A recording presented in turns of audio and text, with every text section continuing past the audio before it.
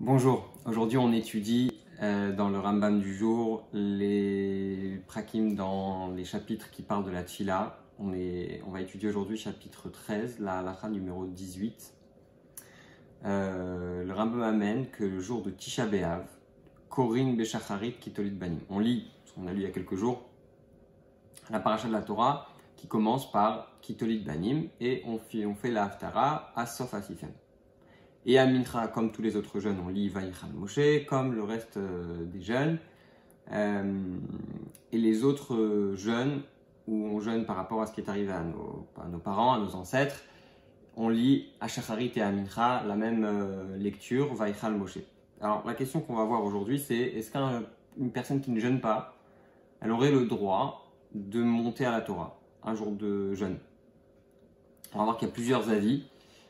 Et on va voir, ce qui est intéressant, c'est que il y en a qui vont essayer de voir par rapport à ce que le Rambam il a dit, de faire certaines conclusions. Donc le Beth Yosef nous dit que quelqu'un qui ne jeûne pas ne peut pas monter à la Torah. Le Khatam Sofer, il dit qu'il faut faire une différence. Pour ce qui est un jeûne qui est Réchout, vous savez qu'il y a une coutume, peut-être pas, on n'a peut-être pas forcément entendu parler, mais il y a une coutume de jeûner lundi, jeudi et lundi, donc trois fois après chaque fête. Vous savez, après Sukkot, après Pessah, etc. Pour pardonner, on va dire, les quelques débordements qu'il y a pu avoir pendant les fêtes. Et donc pendant ces jeûnes-là, on n'aurait pas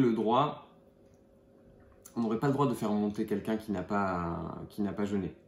Pourquoi? Parce que toute l'idée, elle est autour du jeûne. Une personne qui ne jeûne pas, elle ne fait pas partie quelque part va monter à la Torah, parce que si on lit la Torah, cette partie-là, c'est parce qu'on jeûne. Alors que, par exemple, quand on fait un jeûne comme Tisha B'Av, où on est en train de commémorer quelque chose qui n'est pas particulier à une personne, c'est tout le monde qui est concerné.